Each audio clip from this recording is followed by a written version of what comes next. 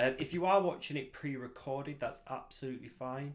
We're going to be this lesson is going to be shown on YouTube constantly, so you'll be able to access it, and also you'll be able to access this, I'm sure you are, on the Bright Thing Academy website. So welcome to this live stream lesson.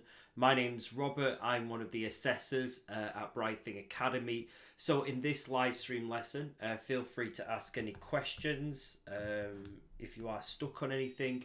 Obviously, if you aren't watching this live and it's a record, then do drop us a WhatsApp or a message on the website, and of course we will answer your questions.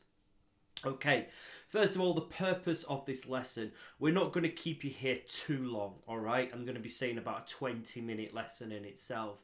Now, you've got all the learning materials anyway in terms of video-based lessons which are sat on the website, and you have the podcast lesson. What I want to be doing in this lesson is really understanding the unit and giving you an idea of what we as an assessor team are expecting you to answer within that, and really just covering some of the most important elements anyway of the 4 questions that we're going to ask you in this learning outcome 1 of unit 1.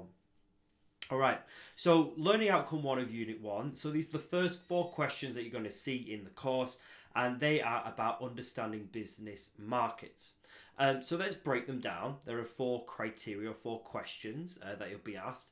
The first one is, and I'm reading that off now, is explain the characteristics of different business markets. All right, so this question is met with the criteria asking you to explain. So you need to be writing this as if the person reading it, i.e. myself or the rest of the team, we don't know what a characteristic of a business market is. Now, characteristics could really be about what defines the business market. A market, first of all, let's break this down. A market could be a market based on a geographical location. For example, if someone was to say to you, I'm a business, I ship ornamental cups across the world, and they say, where's your market? And I say, well, actually my market is India, Germany and France. All right, they are markets. All right, or let's just say I'm also the shipment of phones. And they say, where's your market? And I say, well, basically, I sell my products to China and Canada. So in that instant, China and Canada are my market. So what makes up the characteristics of those geographical markets? Well, first of all, the population size. And I'm talking about this now, I guess, if I'm a UK business exporting. All right. The characteristics of a market will make up the population. So if I am that person that's selling the cup or the phone, for example, I need to make sure that I'm selling it to the right market. All right, so I need to look at the population size. All right, pretty big, both of those countries that I've spoken about. If you're a small business, they might be too big for you. So you might actually be saying, well, actually, starting off, I want to look at a small population characteristic. So I'm going to look at Luxembourg or Denmark, for example. So population is a characteristic in a market. Also, the demographics. Demographics are basically what defines the population. So what are the demographics of that area?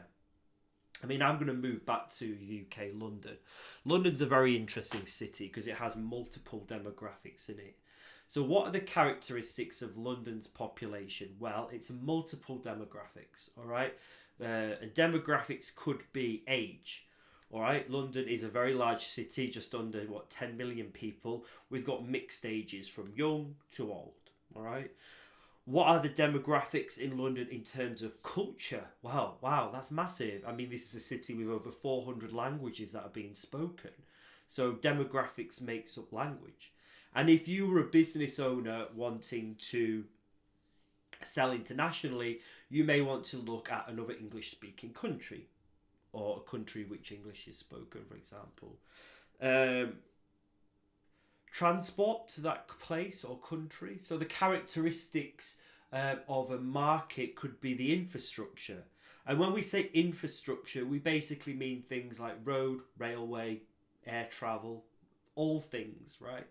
So that's another characteristic, because if you're going to be shipping goods over there, then you are wanting to have good infrastructure, good road, rail, air travel accessible. So let's just recap that. Where the question says, explain the characteristics of a business market, you could easily say, well, the characteristics could be the population. And by population, we then have to look at the demographics.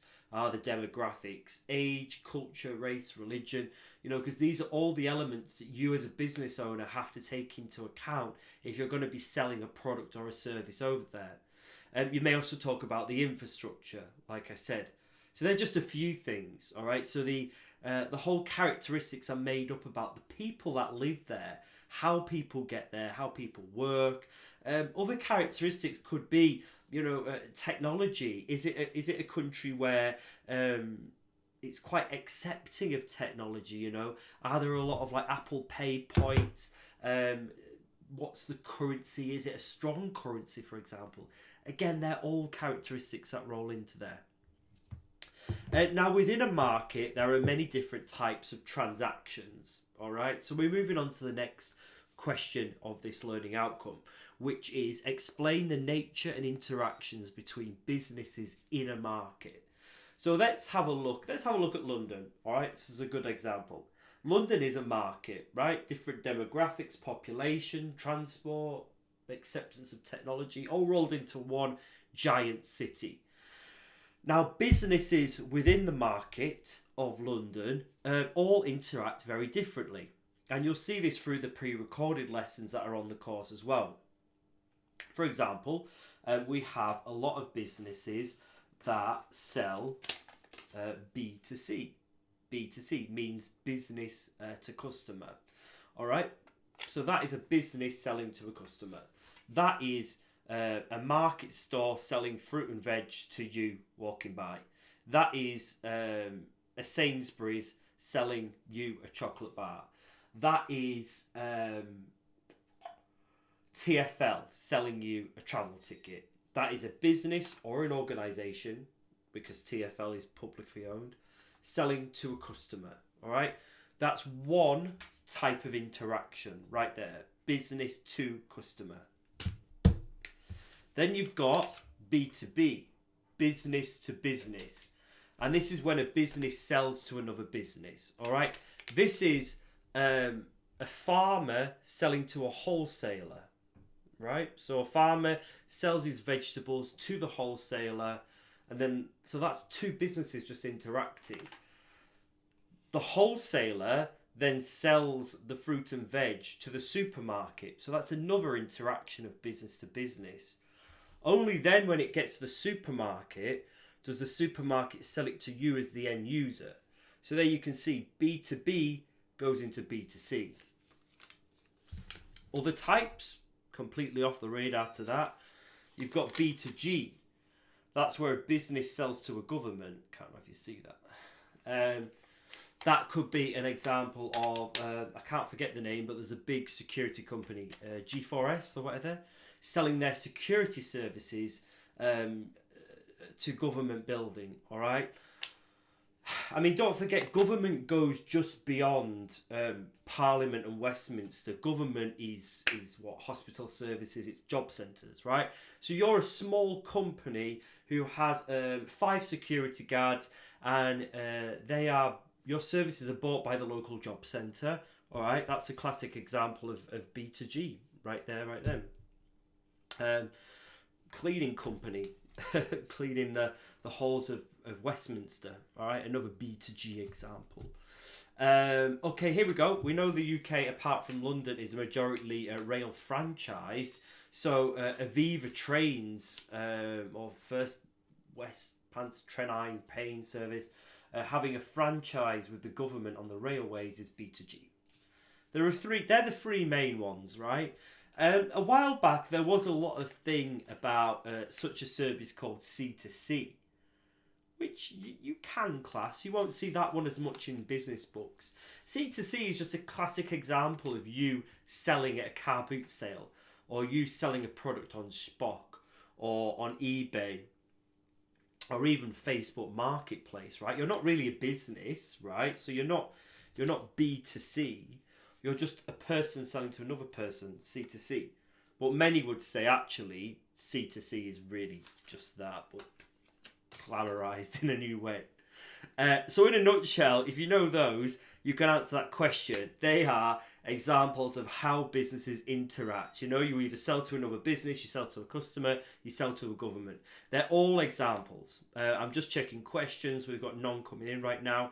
If you are watching this live, you can send those over, or if they're pre-recorded, of course, just watch us, messages on WhatsApp or on the chat feature. So let's have another look at the third question in this unit. Explain how organizations' goals may be shaped by the market in which it operates. Right, so your goals, classic example of a goal of a business is to make more money, right? To increase revenue, profit. Or if you're working in healthcare, if you're on the healthcare course, then an example of a healthcare course would be to increase the volume of quality service that's given in your residential home or in your local doctor surgery. They're your goals for any organisation, right? But the goals are going to be shaped by the market in which it operates. I mean, I'm going to use a healthcare example here, regardless of whether you're on the healthcare or the business course. It's a good example.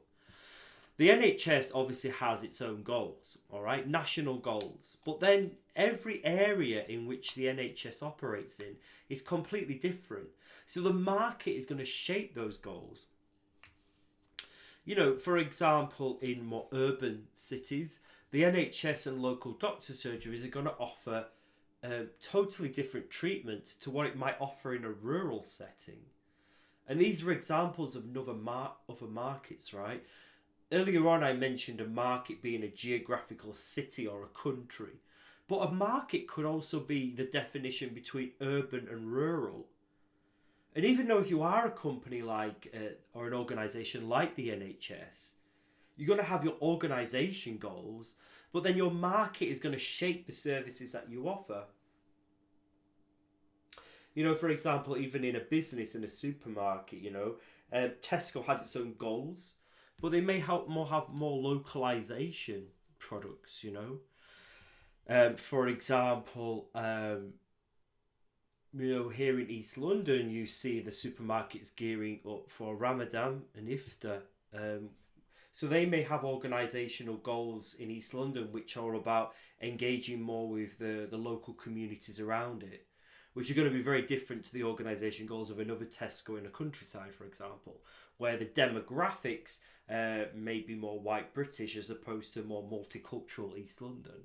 So the nature of the market and the people that live in the market are massively going to impact your organisational goals, whether it's a business making profit or whether it's a healthcare or a non-profit. Remember that some healthcare businesses are private businesses. You know, every doctor's surgery in the UK is a private business that's just franchised by the NHS. Residential care homes are generally private businesses. So if you're working in healthcare, you know, you've got those factors to consider as well. Also, let's have a look now at the last one. So describe the legal obligations to a business. Okay, the legal obligations to a business are going to be things such as GDPR and data protection. If you don't know about those, then research them. How you as a business keeps people's data. You should only ask for the data that you need to keep, for example.